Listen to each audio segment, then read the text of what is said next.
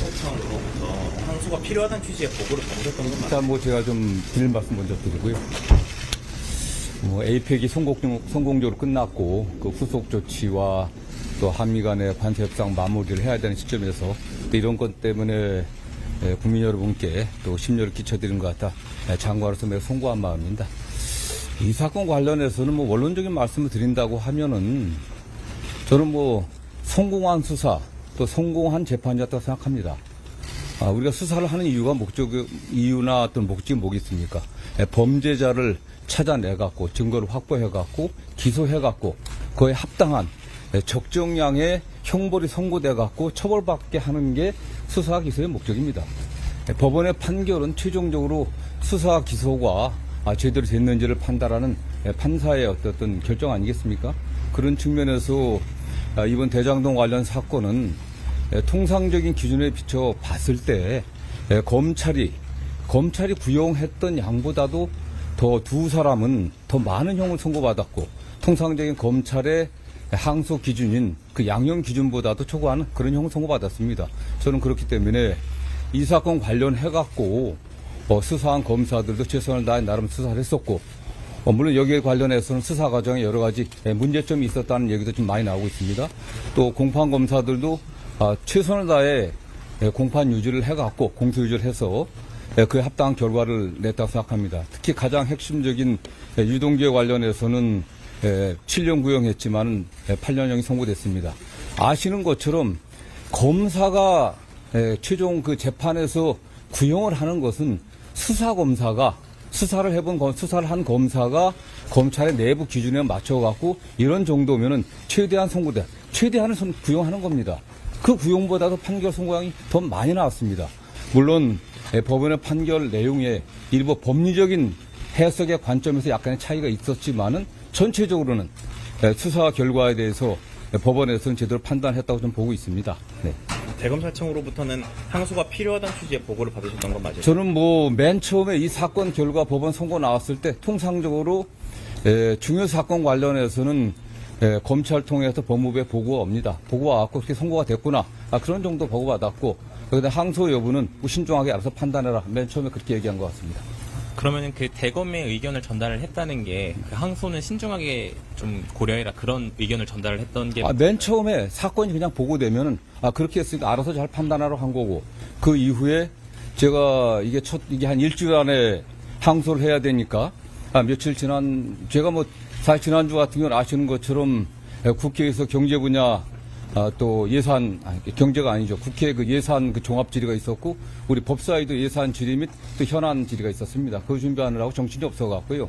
크게 신경은 안 쓰고 있었고, 그 다음에 제가 알기로는 대검의 의견이, 이게 항소 필요성이 있다. 그렇게 보고받은 것으로 알고 있습니다. 그때쯤에, 처음이 아니라 두 번째 보고 왔을 때, 신중하게 판단하면 좋겠다. 전반. 왜냐하면 아시는 것처럼 형 선고가 검찰 구형량보다도 더 높게 나온 부분도 있고 크게 법리적인 측면에서 저도 개략적으로 판결을 받지만 크게 문제되지 않는다는 측면이 있었고요. 아시는 것처럼 항소할 때는 항소를 그냥 무조건 항소하는 게 아닙니다. 형사소송법의 사실 오인이라든가 법령 위반, 양형 부담이거든요. 저는 크게 사실 판단에서도 크게 잘못된 점은 없다고 봤었고 법령 위반의 측면에서도 법례석의 문제고 판례석의 문제이기 때문에 이게 구체적인 법령 위반된 건 아니다. 양형 부담 같은 경우는 말씀드린 것처럼 충분하게 검찰 구형량보다 더 나았다고 하는 것은 수사도 잘 됐고 오히려 그 수사검사가 특정인에 대해서는 사실은 제대로 구형하지 않았다는 거 아니겠습니까? 봐주려고 한 정도 구형을 했기 때문에 그 법원에서는 그 구형보다 더 높은 형을 통상적이지 않습니다. 매우 예외적으로 더 구형량보다 높은 형을 선고했고 나머지 피고인에 대해서도 절반 이상 일반적인 사건은 절반 이상 정도 그 구형의 절반 정도가 이상이 선고되면은 항소하지 않는 거니까 그런 기준에 크게 문제 없다고 봤기 때문에 그렇게 신중하게 판단했던 거고 다만 최종적으로 아시는 것처럼 지난주 금요일이 항소 마감 기일이었습니다. 그날은 제가 법사위와 또 그다음 예결이 왔다 갔다 하는 큰 시간이 없었고요. 다만 잠깐 왔을 때 검찰에서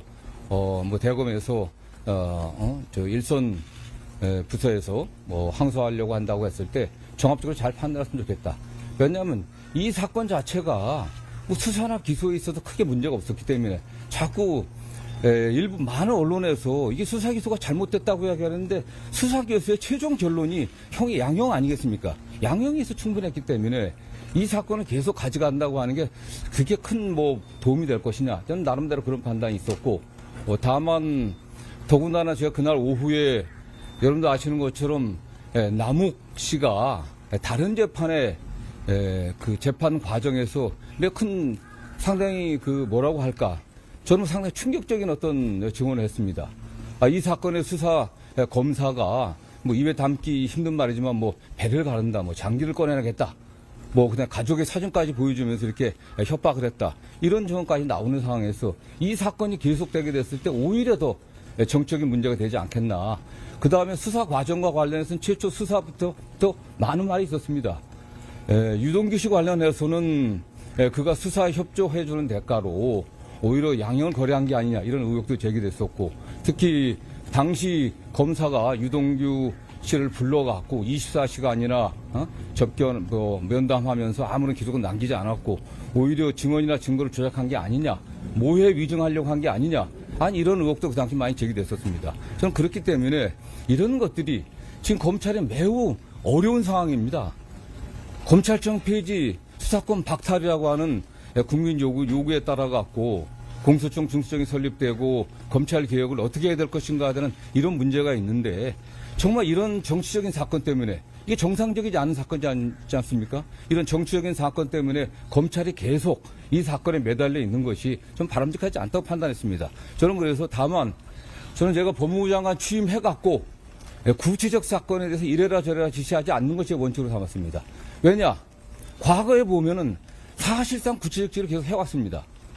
해왔기 때문에 한동훈 법무부 장관, 전임 법무부 장관이 뭐 검찰이 자살했다고 얘기하는데 과연 전직 검찰 출신의 법무부 장관으로서 할 수 있는 얘기는 전 납득이 안 됩니다. 본인은 어떻게 했습니까? 윤석열 대통령 그 징계 사건 관련해 갖고 1심에서 승소했는데 항소 본인이 장관 정권 바꿔 장관 취임하자마자 변호인들 바꿔 갖고서 사실상 침대 축구하듯이 지금 재판장이 왜 증인 신청조차 하지 않느냐 이렇게까지 핀잔을 듣고 결국 패소하지 않았습니까? 그리고 대법원에 상고 포기하겠습니다. 전임 장관 때 일이지, 전 정권 때 일이지만은 내란 수괴인 윤석열 대통령이 도대체 어떤 국민도 상상하지 못했던 기간 계산을 갖다가 형사소송법이 만들어진 이래 일자로 계산하던 기간을 갖다가 시간으로 계산해갖고 구속, 취소, 석방하는데 검찰이 어떻게 했습니까? 일선 검사들이 과연 여기에 대해서 제대로 반박했습니까? 그러지 않았습니다. 일부 거기에 대해 적절치 않다는 의견을 제시했다고는 보지만 검찰총장이 사건 지휘해갖고 거기에 대해서 항고하지 말라고 했을 때 아무 얘기 안 없었습니다. 저는 이런 상황에서 그러나 저는 그럼에도 불구하고 장관으로서 구체적 사건에서 이래라 저래라 하지 않는 것이 원칙으로 삼았고 제가 매일 보고 맞습니다. 이런 형사사건도 공공형사사건 그 다음에 일반 형사사건 그 외에 일반 민사소송 다양한 종류의 사건뿐만 아니라 여러 가지 검찰 사무에 관련해서 감독권자니까 보고를 받지만 이렇게 해라 저렇게 해라 하는 그런 지침을 준 바는 없습니다. 다음 보고를 받으면 제가 경험한 어떤 사건의 맥락들을 받고 이런 걸 좀 참조했으면 좋겠다. 이런 정도 의견을 제시해 왔고요. 제가 법무부에 있을 때 이 사건에 관련해갖고 맨 처음 사건 결과 보고 봤을 때는 상당히 중형이 나왔네. 어떻게 예상보다 좀 많이 나왔고 오히려 그런 제가 표현 정도 했던 거고 두 번째 항소 포기와 관련된 보고는 제가 한 3, 4일 정도 후에 받았던 것 같은데 좀 신중하게 잘 판단해라 했던 거고 여러분들이 궁금하신 7일날까지 저는 이렇게 될 거라고는 생각 자체를 안 했습니다. 7일날 오후는 법사위와 예결이 왔다 갔다 하느라고 정신이 없어갖고요.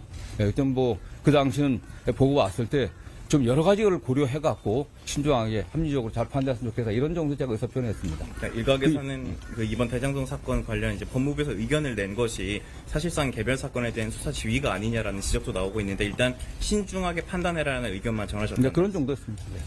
근데 그 수사팀 관계자가 공개적으로 이제 글을 쓴 데에는 장관이랑 차관의 반대 때문에 항소 포기가 이루어졌다 이런 지적이 나오고 있거든요. 수사팀은 그게 추측 아니겠습니까? 그게 수사팀에 있어서는 저는 상당히 그런 말씀을 하신 분들의 저희가 좀 의심스럽습니다.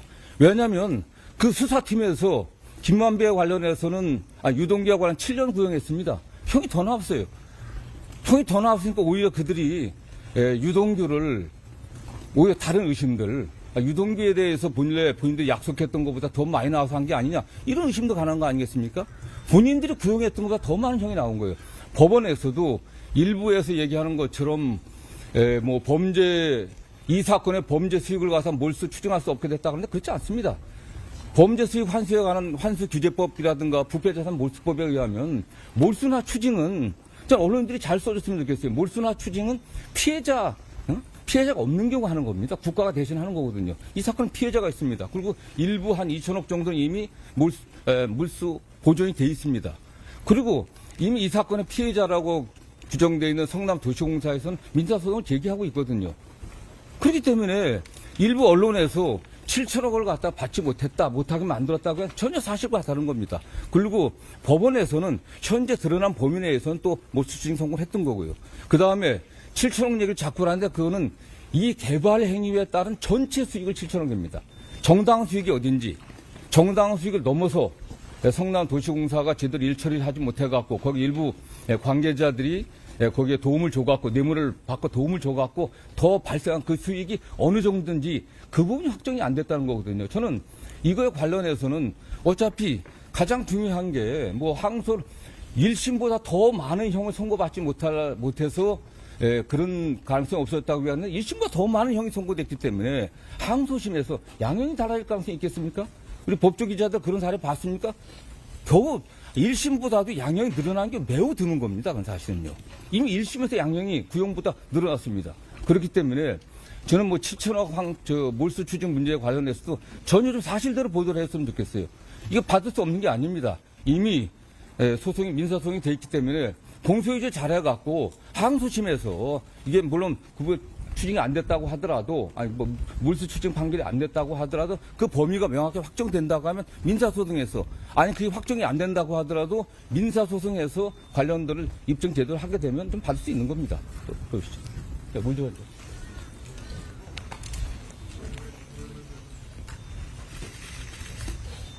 사실 이 대검찰청 예규를 좀 봤을 때 네. 선고 형량과는 무관하게 어떤 뭐 정의라든지 형평을 고려했을 때 타당성이 어느 정도 있다고 보면 항소할 수 있다는 규정이 바로 그렇죠. 이게 정의의 관점이나 형평의 관점이나 수사 과정의 문제점 봤을 때 이 판결이 그게 항소할 사유입니까? 더 나았다니까요. 구형보다. 그리고 가장 중요한 게 저는 뭐 금요일날 남욱 씨의 법정권에서 굉장히 충격을 받았습니다. 저도 이 사건에 관련해서는 쭉 처음부터 수사 개시부터 쭉 이렇게 관심 있게 지켜봤고 많은 수사 과정에서의 문제점들, 특히 불법적인 수사라든가 증인의 회유 같은 게 있었다, 이런 소리를 많이 들었었는데 결국 당사자 중에 한 사람이 지금 사실은 법원에서 아주 엄청난 폭로를 한 거 아니겠습니까? 그런 정도의 배를 가르겠다는 정도의 어떤 그런 위협이 있었다고 하면 누가 거기에 대해서 수사 협조하지 않겠습니까? 그렇기 때문에 수사 과정에 있어서 좀 문제점 들여다봐야 된다고 생각하고 있고요. 관련해서는 법원에서도 이 사건이 첫 수사팀이 계속까지 수사한 게 아닙니다. 1차 수사팀이 있었고 정권이 바뀌니까 수사팀은 완전히 바꿨습니다. 그 후에 달라진 거거든요, 사실은요. 그 후에 달라졌기 때문에 수사팀의 의견이라고 하는 것도 1차 수사팀의 의견과 2차 수사팀의 의견이 좀 다를 거라고 보고 있습니다. 그래서 2차 수사팀에 일부 참여하신 분들이 여러 가지 문제 제기를 하는데, 그러나 어떻게 됐든 간에 사실관계에 있어서는 기본적으로 법원에서도 인정을 했고 문제가 있다라는 판단한 거 아니겠습니까? 그래서 중형을 선고했다고 보고 있고요. 예. 말씀하신 대로 이게 정치적으로 좀 얽혀있는 사건이다 보니까는 이번 결정이 이재명 대통령 재판 부담 줄이기 위한 거 아니냐, 이런 지적도 있는데. 이 사건과 이재명 대통령과 무슨 관계가 있습니까? 이재명 대통령 이미 별개로 기소돼서 재판을 진행 중이다가 지금 중단돼 있고, 거기 관계자라고 하는 그 성남시 공무원들도 재판을 따라받고 있습니다. 저는 그 재판에서 그건 그 재판이고요. 이 재판과 관련해서도 법원에서 분명히 대통령과 관련해서 어떠한 그 판결 이유에서도 소시된 바가 없습니다.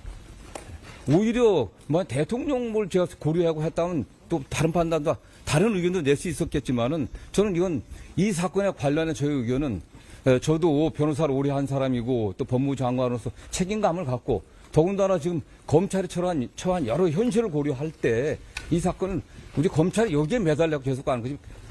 만약 또 다른 경우도 있지 않겠습니까? 다른 판단했을 때 또 문제가 될 것이고 어떤 경우 좀 문제가 되는데 지금 검찰이 해야 될 일은 지금 매우 어려운 시기 아니겠습니까? 뭐 검찰청 폐지, 수사권 박탈이라고 하는 어떤 정치권의 요구도 있고 국민적 요구도 있습니다. 이 상황에서 그런 문제에 검찰이 우리가 어떻게 혁신해야 되는지, 우리가 어떻게 개혁해야 할 것인지 이런 문제에 좀 더 집중하는 게 좋겠다는 평소 생각에 반영이 됐다고 저는 생각합니다.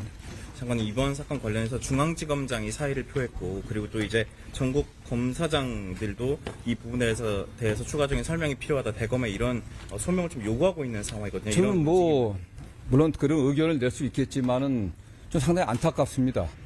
중앙지검장의 위치가 그냥 가벼운 위치 아니겠습니까? 대한민국의 검찰이 처리한 사건 굉장히 많습니다. 99%의 사건은 일반 서민들이 겪고 있는 많은 그런 형사상의 피해들, 그걸 처리하는 민생사건이 대부분입니다. 수많은 형사부 검사들이 현장에서 그야말로 잠 안 자고 그야말로 피땀 흘리면서 국민들의 재산을 지키고 안전을 지키고 생명을 지키려고 최선을 다하고 있습니다. 1%도 안 되는 형사사건들, 그야말로 극소수의 정치 검사들이 정치적인 눈치를 보면서 수사를 해왔기 때문에 국민적 불신이 나온 겁니다. 검찰권을 너무 오용하고 남용했기 때문에 검찰 개혁하자고 하는 거 아니겠습니까? 검찰권 오용과 남용의 사례가 뭐가 있겠습니까? 굳이 제가 그 얘기를 하게 한다면은 그것도 제가 뭐 어떤 정치적 입장이라고 했으니까 말씀드리지 않겠습니다. 국민들은 알고 있습니다. 검찰이 수사권과 기소권을 독점하고서 얼마나 많은 권한을 갖다 남용하고 사건을 왜곡해 왔는지 이제는 거기서 벗어나야 됩니다. 저는 이 차제에 중앙지검장이나 검사들이 한번 생각을 해보십시오. 가슴에 손을 얹고 우리 검찰이 어떻게 나가야 되는지, 어떻게 해야 국민을 위한 검찰로 거듭날 수 있는지 이런 점들을 고려했으면 좋겠어요. 물론 뭐 내가 책임을 진다 하고 그 자리에서 벗어나면 본인은 편할 겁니다. 그러나 그런 것들이 검찰의 발전을 위해서 국민들이 기대하는 검찰 개혁을 위해서 뭐 좋겠습니까? 전 보다 좀 책임감 있는 자세를 취했으면 좋겠고요. 관련해갖고 이 문제는 뭐 일선 검사들이 이 사건 하나입니다, 사실. 검찰에서 처리한 수많은 사건들, 민생사건, 시장에서 정말 피땀 흘려 생선 팔아 버는 돈들 사기당해갖고 사기당했는데 처리 제대로 안 되고 지연되고 덮어지고 성추행 당했는데 조사 제대로 못하고 저는 제가 장관 취임해갖고 그런 부분에서 검찰이 소홀함이 없게 철저하게 보안 수사하고 공소유지 철저하게 해갖고 진짜 우리 국민들의 마음을 갖다가 그야말로 거기에 칼을 찌르는 그런 범죄자들을 잠 못 들게 하자라는 게 제 법무부 장관으로서 기본 입장이었습니다. 그래서 뭐 이 사건 관련해서 일선에서 좀 아쉬움이 있을지 모르겠지만은 저는 제가 처음에 말씀드린 것처럼 일선 이 사건의 수사검사들, 기소검사들 최선을 다했습니다. 최선을 다한 결과가 그 양형입니다. 법리적인 판단 문제들 좀 다 견해가 다를 수 있습니다. 그러나 이런 거 우리가 집착해갖고 이 사건 하나에 매달려갖고 우리 지금 검찰이 어떤 방향으로 변화돼야 되는지 그런 것에 대한 고민과 성찰이 오히려 묻혀지지 않기를 저는 바랍니다. 장관님, 7일 날에 직접 그 좀 신중하게 접근했으면 좋겠다는 취지의 의견을 노만석 대행한테 직접 전달을 하신 걸까요? 저는 뭐 노만석 제가 법무부 장관 취임한 이래 사건과 관련해서 노만석 검찰총장 대행과 통화한 적은 단 한 번도 없습니다. 혹시 그럼 그 의견을 누구에게 전달을? 저는 뭐 법무부에 뭐 차관도 있고 또 담당 국장도 있고 과장도 있고 참모들하고 뭐 보고대 왔을 때 잠깐만 뭐 딴 데도 아닙니다. 네, 국회 안에 우리 법무부 대기실 바로 그 공개된 장소 거기서 얘기했습니다. 총 그럼 3차례에 걸쳐서 의견을 대검 쪽에 전달합니다. 뭐 맨 처음에는 그냥 통상적으로 매일 아침 뭐 말씀드리면 뭐 굳이 이게 말씀드려야 되는지 모르겠지만 그냥 아침에 모든 뭐 중요 사건들에 관한 뭐 보고가 있기 때문에 장관이 알아야 되니까 언론에 이런 사건이 났다. 판결 선고가 이렇게 났다. 이런 정도 보고 맨 처음 되는 거고 저는 뭐 그럼 그렇다고 끝납니다. 두 번째에 와서는 뭐 이게 그 일선에 정확히 며칠 기억나지 않겠습니다. 며칠 지난 후에 현장에서 뭐 항소 포기 의사가 있다.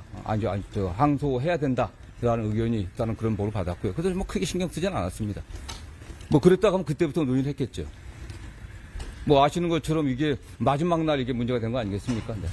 그럼 그 7일 당일에는 법무부 내부에서 이 사건의 항소 여부를 둘러싼 구체적인 내부 논의가 진행된 건 없는 그러지 않습니다. 저 국회 전 간부들이나 저나 그날 아침부터 국회에서 밤 11시까지 있었습니다. 이 사건 관련해서 이제 검찰 검찰 내부에서 혼란이 좀 많은 상황인데 끝으로 이거 관련해서 한 말씀만 부탁드리겠습니다. 저는 좀 안타깝습니다. 말씀드린 것처럼 에이펙 성공 이후에 저희 법무부도 국민들이 좀 편안하고 안전하고 또 경제 발전에 좀 도움이 되는 그런 방향으로 역할을 해야 된다는 제 생각을 또 다지고 있었습니다.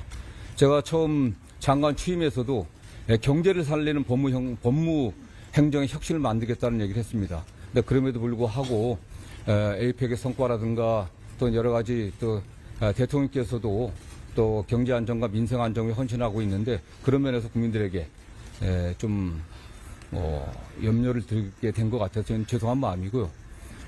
다만 어쨌든 일선의 대부분의 검사들은 민생 안정과 국민의 생명 재산 안전을 지키기 위해 최선을 다하고 있습니다. 일선의 검사들이 본래 본인이 맡았던 검찰의 임무들, 우리가 현재 갖고 있는 수사권의 범위 내에서 또 최선을 다해주고 또 수사기관에서 수사해온 사건들 잘 뒷마무리하고 공소유지 잘해갖고 범죄자들이 잠 못 들게 하는 그런 검찰의 역할들 최선을 다해주면 좋겠습니다.